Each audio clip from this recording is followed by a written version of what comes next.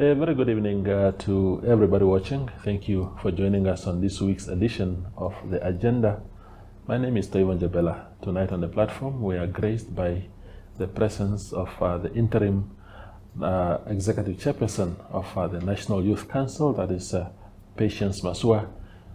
She's here to tell us about her work at the institution and everything related thereto. Thank you very much, Patience, for making time. Last time we saw you was on parliamentary TV screens. You are in a different mandate now. How is the National Youth Council? Thank you for having me, Toivo, and good evening to your viewers. The National Youth Council is an institution with immense opportunity, but it is turbulent, as you've seen, I'm sure, in the news reports. But Yes. it is an excellent institution that I am very happy to serve for in this interim period. Absolutely. Tell us about the institution itself, because the question on everybody's lips, especially young people, I mean, we know it's a historic institution. During the Mandela Kaperes and the Julius Nyereres of Namalo that time, and many others who served there. A lot of young people that really emerged out of that institution who were groomed there. But what is it about the institution itself? Yeah, we're actually, it's good you ask. We are running a campaign on what does the NYC do. Yeah. And the National Youth Council is essentially the apex youth-led organization that brings together all youth-led and youth-focused bodies in all 121 constituencies of this country to represent their needs, their aspirations, but also to empower their programs locally, regionally, and internationally. So, for example, I've seen views, people saying this NYC, and then there's the National Youth Service, and people tend to conflate the two. In fact, myself, just a week ago, I don't know who I was. In fact, I was looking for you, and then I texted the PRO of the National Youth Service to say, I'm looking for Patience. True story. And they said, no, are you sure you're not looking for Patience at NYC and not at NYS? What is the difference between the two entities? Yeah, I think the two institutions are both very important, but they serve two different mandates and purposes. The NYS is a training institution, so they train in skills, in patriotism, in national development, and they have lots of different streams. They also feed into our ND, or the National NDF program, and so they have that mandate. The National Youth Council is really programmatic. It supports youth-led programs. So if you as Toivo have a, an agricultural program in Gurenkuru, we give you the tools to carry out that program. So it's really youth-led, whereas at the NYS they have structured programs where young people come and join in that national training that they receive at the NYS. Yeah, so you can defend the existence of the institution. Absolutely. Because people say now maybe it has outlived its purpose. Absolutely. I think the challenge at the NYC and why that view persists in public is because the NYC does so much incredible work, but there's not stories that are told. And I think when we did a diagnosis of challenges as an interim board, when we started in October of last year, that was one of the challenges. The NYC does a lot of great work. It's just that we need to tell these stories. Yeah. The headlines, you alluded to them just in the introduction there about, yes, we are there, but there's also, it is a nice place to be at, and the mandate is solid. But there's so much negativity. I don't know where it originates from. As an insider, you ought to know perhaps where this is coming from. You came in just for how long now? Have you been there? 15th of January. This is when I started as chairperson. As a board, we started on the 2nd of October of last year. And it looked as if it has been a baptism of fire of some sort for you, people reporting news like this and all that. To what do you attribute all these things? Are you not doing your things properly, or where is it coming from? Yeah, I think, Toivo, there is, or I am at least convinced, that there is a coordinated and targeted strategy to disrupt the NYC, and to essentially destabilize the institution. I don't know to what end, but it is clear. And I think we have blurred the lines between respectfully ethical reporting and fair criticism. There's a lot of statements and figures that are made in the media that are just factually untrue. And I don't have the answer as to why there is this approach to destabilize the organization.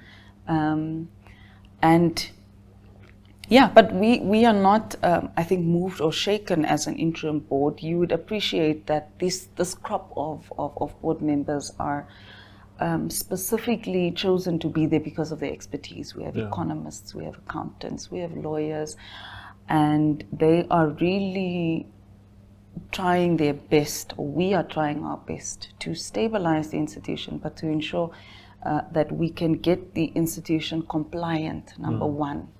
PEGA compliant, for example, just basic systems that we're trying to get into place. A company secretary that the institution has never had before. We have advertised, if you've seen recently, we've advertised for the position of company secretary. And really we are trying to stabilize the institution and ensure that we can get the institution compliant. And obviously that has for some reason attracted some sort of pushback, because people who benefit from the dysfunction of the NYC will no longer benefit from the full functioning and compliance of the NYC. But we're not deterred. We are grounded in our ethics, we are grounded in our integrity as an institution, and our plea is really that as media houses we also hold ourselves to that same standard. Being a woman, and a young one for that matter, do you think there's an element of undermining you on those bases? 100%. Yeah? 100%. I've had to sit in boardrooms, Toivo, where, I'm told she's young, let her do it. But we're here to work, and we will work. Through the underminement, we will work. But I also have to appreciate, Toivo, that the support that I've received from, the staff at the NYC, I don't think that I can discredit that. Even people older than me have worked tirelessly around the clock to support myself and the board to carry out the mandate that we are supposed to carry out, and at least overtly there is not any disrespect or underminement here and there. And sometimes it's also just our culture. It's, we come from a society where as a young person you would still respect older people in the workplace, and I 100% respect all of the senior staff that we have. Because this is the culture that we come from. It's a Namibian culture, but at the same time, we must understand our role in the institution, and I must serve my purpose, and I must be held to account for the work that I'm supposed to do, and that exception should not be made for anyone else in the institution. Yeah. How does one balance? It's good that you raised the issue of cultural expectations. You work in as a young woman, you find people who are in the evening of their careers, just under 60 years. Those are people the age of your parents, essentially. But you have a clear mandate, you have clear terms of reference, and you have to rally this team to deliver on those mandates. Does it complicate things to really want to push for that, but also cognizant that you will have people who think, what is this kid talking about? Why is she No, you know? it shouldn't, Toivo. I think that I have the greatest respect for experience, right? Everybody who has walked a journey has experience. And I think it is not only necessary, but it is our duty as young people to draw from their experiences, to learn from them. And it is a new year, it is a new administration, it is a new day, and unfortunately there might, come instances where those lines are blurred.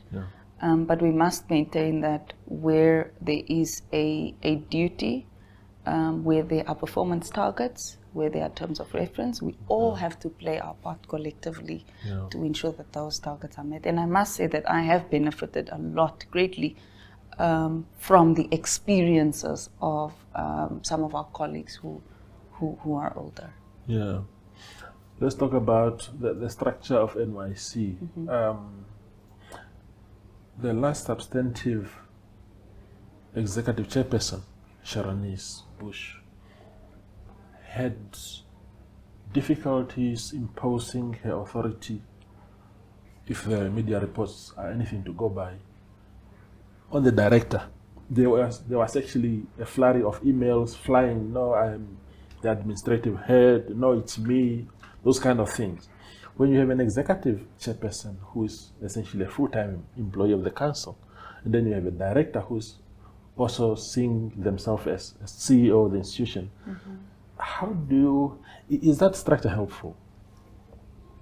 As opposed to having just a normal board that meets once in a while like other boards of SOEs?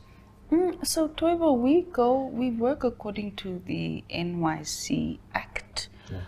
Which prescribes the structure.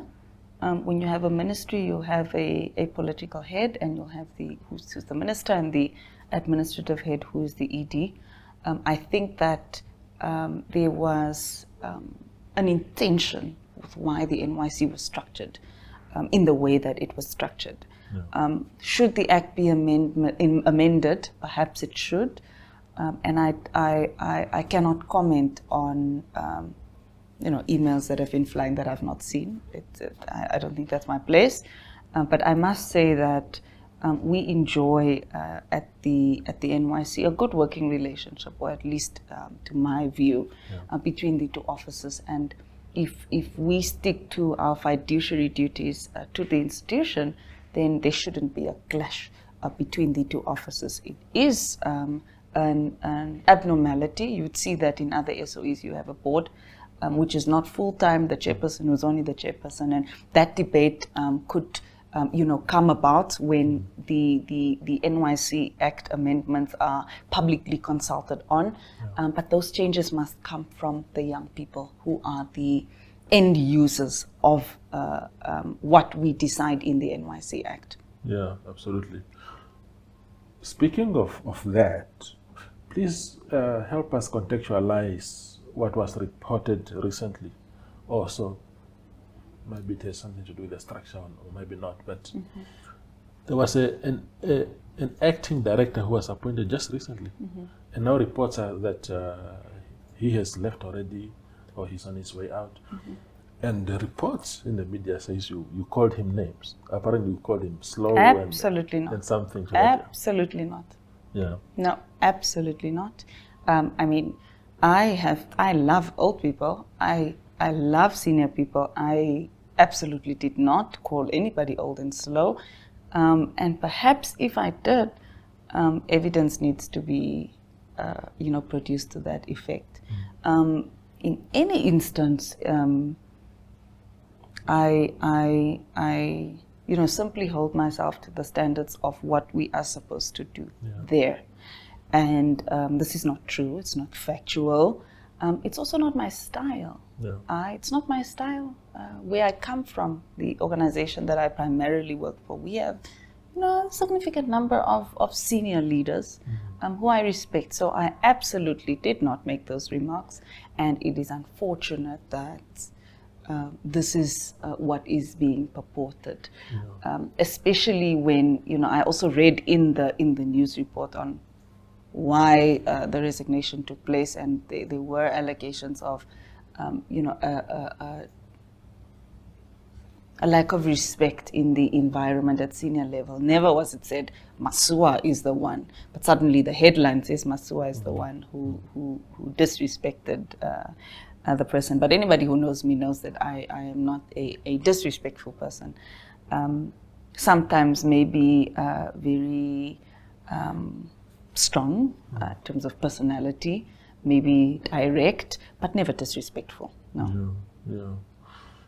Is it helpful that, maybe in hindsight, because in fact one of the questions that was asked at the very beginning when that appointment was announced was also around the age. It's ironic that the exit now, there are those allegations that someone was called old and whatnot, because the young people were saying, but National Youth Council ought to be led also by young people. At your level, at the board level, is led by yourself. So that box is ticked off. But at administrative level now, people just thought a younger person should be. Yeah. So we are advertising at current for the post of director to fill the position substantively, and in the interim, we needed to get somebody who is able to manage the institution from an administrative and accounting perspective. You know, we share a very good relationship with the Ministry of Education, Innovation, Youth, Sports, Arts and Culture, and we look at who is able in terms of experience. That was an important component, experience, who is able to help this organization. But because of the political elements of the NYC, it's tough. It's tough, Toyo. You must be very strong to work in an environment where you want to balance compliance with PEGA and run the NYC in a compliant fashion, how it is supposed to be, because you're dealing with taxpayers' monies. Yeah. We don't deal with our own monies, taxpayers' monies, but at the same time ensuring that you meet the political considerations. So it's interim measures, and in interim circumstances, you have certain exceptions. Sure. Certainly, you know, whoever becomes the director may or may not be young, but we hope that the young, talented, competent people of this country apply, and hopefully through a rigorous and competitive process become the substantive director. Yeah. So there's no cap. Anybody who qualifies can get for the job? Director post. Yes, the Act actually stipulates that to be on the board you must be under 35. Okay. But to ensure that we get the most competent person as director, who is the accounting officer of the institution that manages the fund of millions, tens of millions, you need somebody who has the requisite experience, and there is no age cap. Absolutely. Let's talk about your work so far. I know it's really a short time that you've been in office, but is there anything that has been achieved so far, or that is a trajectory of progress that is being made? Yeah, so the board took a very targeted approach to look at every single term of reference that we've received from the minister, and to just track on a dashboard how well we perform. One of those critical to the institution is the development of the ISBP, the Institutional Strategic Business Plan. Yeah. And this is important. We've recognized that the institution didn't have at all an approved strategic plan, and this was one of the most important things, because when you operate obviously with taxpayers' money, and you operate with an institution that is supposed to manage a fund, to fund programs, you want some sort of strategic direction. You cannot just wake up and just fund programs. So we are in the advanced process of developing a strategic plan for the next 5 years for the institution. Did you find any in place, or that would be that strategic plan was the one already, or this is actually the first time that the institution is getting one? It's a tricky question. There was some sort of a draft, but the proper processes were not followed to ensure that we get that draft, and the necessary consultations were not done. For staff members to champion a strategic plan, they need to be very intimately involved in the drafting of that process. But also to measure their performance, you need an annual business and financial plan that is matched with performance agreements so that staff members know, but they're also involved in the process of crafting their performance agreements to ensure that they can then champion their annual plans, and that annual plans then feed into the strategic plan of 5 years. Only then can you measure it. And so the version that we received at the time did not follow that due process, and staff members really, some of them didn't even know that there's that draft. So we didn't want to go into that as a board. We wanted to have something that is as widely consulted on as possible with our internal stakeholders as well as our external stakeholders, to ensure that we all are coordinated in playing our part to ensure that we get a strategic plan off the ground. We have also, so that's on the strategic plan. We will invite you to the launch very soon, because it will be very exciting for the institution to move towards professionalization. That is very important, because when you professionalize the council is more credible and in a better position to serve young people more. And so it will be the first in recent history. I can't speak for the other years, but to my knowledge, we've never had that. And the other important thing was to audit. We are working around the clock through our very competent audit committee at board level, but also the staff that we have in the finance department to ensure that we can get audits done. We're moving steadily to get that done. And remember, we're looking at a period as far as 2020, and it's in public interest. This is why I say it, but we're moving from a period from 2020 just to get all of our books in order, and to perhaps for the first time lay a report on the floor of Parliament of the NYC. We've not done that, or the institution has not done that in previous years. And so you would appreciate that we came into an institution that was chaotic and non-compliant. We didn't have any reports. We had very little to go by, but really with the competent board that we're working with, they are working around the clock to ensure that we get these systems into place. We've also managed to get support very generously from a number of embassies who will provide training, agricultural training for our young people, training in tech, training in oil and gas management, and all of this is some of the work, a glimpse of the work that we've done over the last couple of months that we've been in office. Yeah, wonderful. We go for a very short break and return with Patience Masua.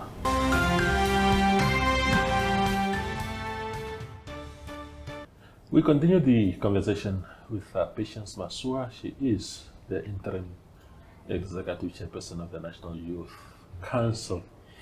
When you're an interim board or even interim executive chairperson, how much latitude do you have to run with your ideas? Are you fully mandated to run the institution as if you were in a substantive board, or are you limited in some way to say, look, you're only interim and therefore even your powers only end here? Yeah, no, so technically speaking, there is no limitation when it comes to any interim board. The only difference is the time period, the time of service, and perhaps that an interim board has a shorter time to implement a longer list of terms of reference, but also we are appointed with the clear mandate to stabilize the institution. However, because of the political nature of the NYC, there's a number of things that we are cognizant of that we cannot do. The NYC in its structure is member-based. Its affiliate organizations form the member base, and it then trickles up to all of the structures that form the NYC. So the interim board is very cognizant of this. Any interim board at the NYC, at least here, would be very cognizant of that. And our arm is not as wide. We cannot be as dramatic and radical insofar as it concerns political issues, but where it concerns administrative, technical, and compliance-related issues, we run with it. We've also made significant strides in ensuring that we've started proposing amendments to the NYC Act, but also cognizant of the fact that we were not elected into office, we were appointed. Before we go into the next talking point, just clarify again, these media reports that have been coming out, regarding NYC under your leadership, there was also this report about how much you earn, that you earn so much money, 100,000 per month. I don't know if 100,000 per month is particularly odd in that position, but do you earn that much? So, for clarity, I work at the Office of the Prime Minister substantively. They pay my salary, and the NYC pays me an acting allowance. The NYC does not disperse 100,000 to my staff. And that is the end of it. That is the end of it. They give me a small acting allowance, but my salary is paid from my substantive employer. And at the time of the report, the Public Service Commission had not even made a determination on that as yet. And so it is also important for us to be cognizant of reporting, because my family thinks I am very rich. And the whole nation thinks I am extremely rich and not entitled to that much money. But the OPM pays my salary substantively, and the NYC pays me an acting allowance. Okay, wonderful. I think it's important. The clarification is important. The 8th administration had renewed focus on youth empowerment. You would remember, for example, last year that President Netumbo Nandi-Ndaitwah specifically said that her administration will skip a year of increasing the old age grant, so that she focuses really more on the youth just for the year. Of course, gladly this year the old people got something in the kitty. And then you have the National Youth, what is that development, that fund that was NYDF. Yes, absolutely. How do you weave yourself into all these plans of the 8th administration as an institution? Yeah, I think the NYC is very deliberate, particularly now that we're drafting a fresh, institutional and strategic business plan, to ensure that we carry out the portion of the mandate that is placed on us under the National Development Plan 6. And so our programs are really strategic, but also curated to ensure that we empower youth meaningfully in the way that it is envisioned by the 8th administration, but also concretized in NDP 6. At the personal level, Patience, as someone who's been a youth leader for the longest of times, and then you went to Parliament, it's a very important institution of our country, and I think you hold also a senior position in your substantive employment at the Office of the Prime Minister. Does this cocktail of experience help you? Is it helpful now in where you are at the NYC? I think so. I think that there is not, when the intention of the executive chairperson was made, at the time it was Mandela Kapere who was the EC and subsequent ECs there.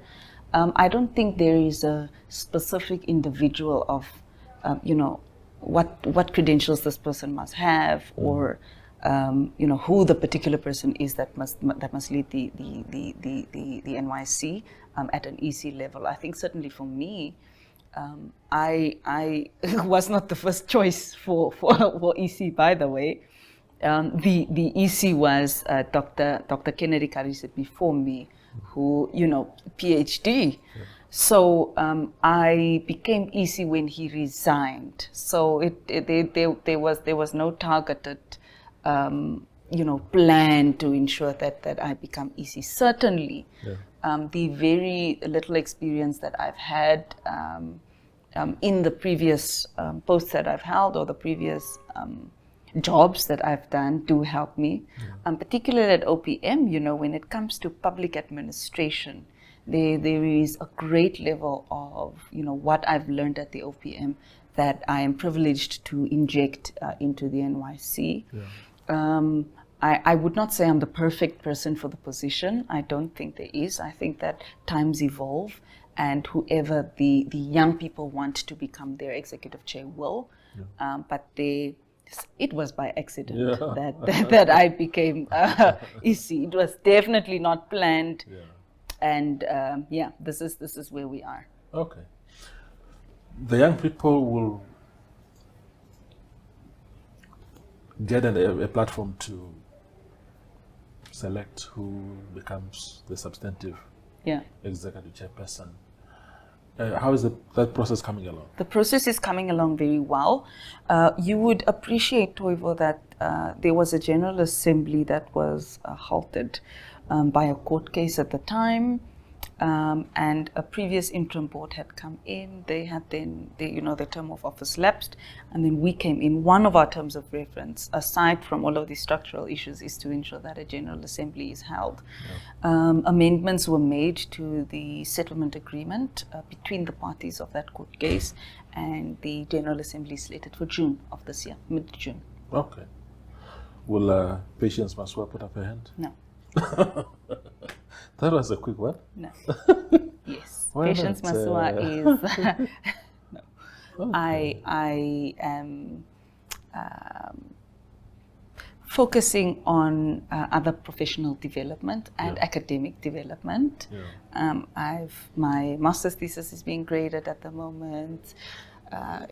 Doing my JDC. So I'm happy to serve in the interim period. Yeah. And I'm happy to support whoever will become the EC, but I don't have any intentions on becoming the executive chairperson. Yeah, and it's also a tricky question, because when you're interim, you don't want that to look like a shortcut to becoming EC, and you don't want people to feel threatened because of your interim period at and council. The influence that you have in that 100%, process. Yes, in the planning, setting up the rules for the General Assembly, and so I'm certainly not interested at this stage of my career and the other professional ambitions that I have to focus on at this time to run for EC.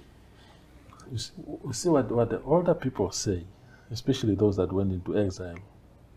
They tell us that, SWAPO send us to Cuba, SWAPO send us to Russia, so that we come back and pour our skills into the country. So your country has groomed you as a young woman, so that you provide leadership. Now you don't want to become a substantive. I serve my country at OPM. That is service to my country. Every job I have had since I finished my undergrad was in service to this country, and I will continue serving my country, and I will continue pouring into the country. What I will not do is fight. Yeah. What I will do is work. Yeah. Yes. The assembly, it's called the General Assembly. Yeah. Yeah. Typically, how does it look like? I know that you have affiliates. What rights do they enjoy at a platform like that in deciding who becomes the chairperson and who are the board members? But maybe that is just a slight part of it. It's really to chart the way forward for the institution and to meet the demands of young people. Correct. So the agenda of the General Assembly is quite long. The council needs to provide reports to the young people. They need to, craft these strategic way forward of the institution for the next year. Apart from that, obviously they need to elect the leadership. So each affiliate organization has a quota of young people that they send, and obviously then the regional chairpersons and the constituency youth forums, all of them have a quota, and the quota is equal. So each organization has the same number of delegates that go to the General Assembly to elect their leaders, well, to elect their board members and their leaders. The minister also then appoints three persons to the board, namely the person representing young people with disabilities, the person representing the state, and there's one more category that I can't remember of the marginalized communities. Those are the three appointments that the minister can make. But remember, the election for the EC is separate from that of the board. That is very interesting. I didn't know. I thought it happens at the same time. But so the last assembly, I think it was held, was it in Ondangwa or somewhere like that? Rietfontein. It was pretty chaotic. People were threatening to handle each other. It was bad. Was it 2024? Yeah. Are you going to, as the leadership now, with the benefit of that hindsight, going to make sure that there's enough boots on the ground to prevent any escalation? We don't know. We take it as it comes. We take it as it comes. It's hectic. It's a very highly contested office, highly contested board. So we'll try our level best to ensure that the General Assembly is stable, but can never guarantee that it will be a smooth sailing. I certainly don't predict that it will be smooth sailing. In terms of the political nature of the institution, does NYC affiliate to any particular political party? I know that in the 2024... The NYC serves all young people of this country. In fact, most political parties are affiliates of the NYC, and they enjoy equal treatment under the NYC.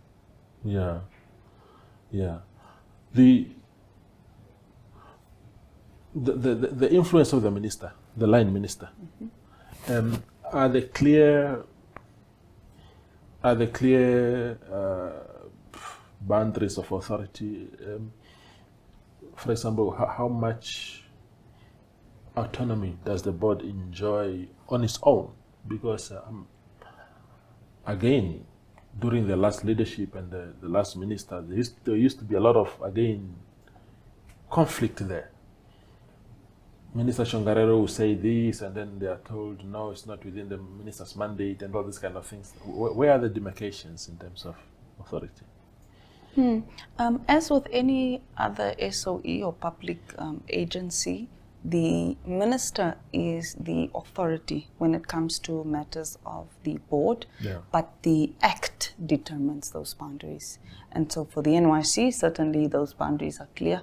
We enjoy a very good relationship with our minister, and she supports the board. We lean into her wisdom, her guidance, but also her experience as a board.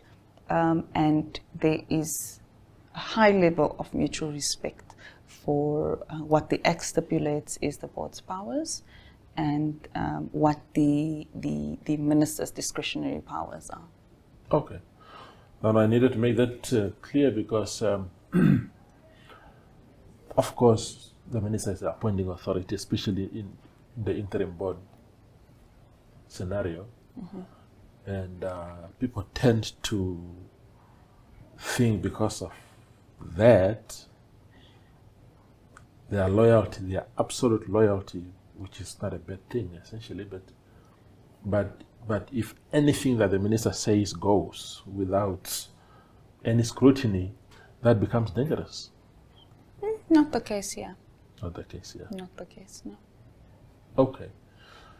I think going forward, again, patience, when it comes to that renewed focus on youth empowerment by the minister, the president, sorry, by the new administration. Um, how does NYC influence things like job creation, but particularly with a focus on young people?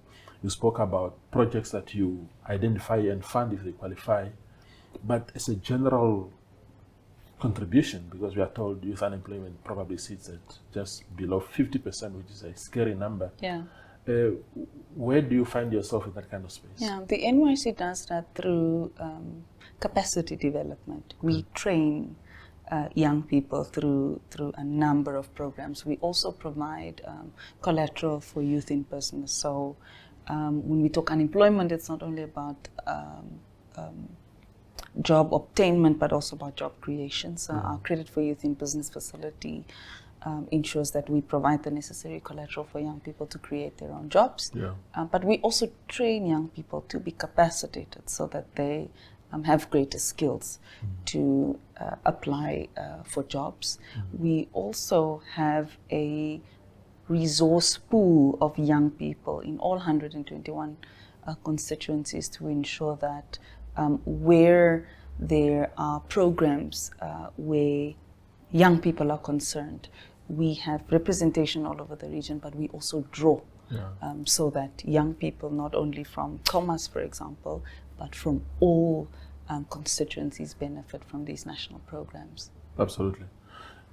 In closing, the Patience Masua was a politician just a while back. You were a politician. A technocrat operating in a political environment. No, you're a member of parliament. You're a proper politician. Do you have any ambitions to get yourself back into that space? No. Why not? No, I want to serve my country. Well, excellent experience, honor of my life. It was just incredible. And a life-changing, transformational period of my life. At the moment, I want to, because what I neglected during that time was just my own personal and professional development, and I need to serve my country through different technical expertise that I want to gain and offer eventually. Yeah. But also I have so much to learn, Toivo. I have so much to learn still, just professionally, and I want to focus on that at this stage of my career.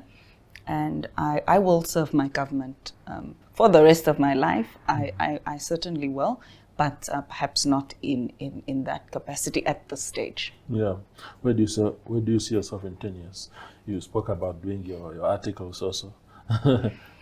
Yeah, I think about that a lot. Probably maybe being a diplomat, maybe, looking at, Attorney General? Maybe. Yeah. Sounds enticing. But perhaps that I want to focus on my core career. My undergrad is in law, my master's is in public international law, and so I would probably be a doctorate holder in the next 10 years, maybe. But Dr. Masua has a very nice ring to it. I think so. So perhaps that in the next 10 years, but I will continue serving my country in the interim. Absolutely. Patience, thank you for your time. We really appreciate the conversation. Thank you, Toivo, and thank you to your viewers. Yeah, wonderful. That is Patience Masua. She is the interim executive director of the National Youth Council, just filling us in on the happenings at the institution. Thank you for watching.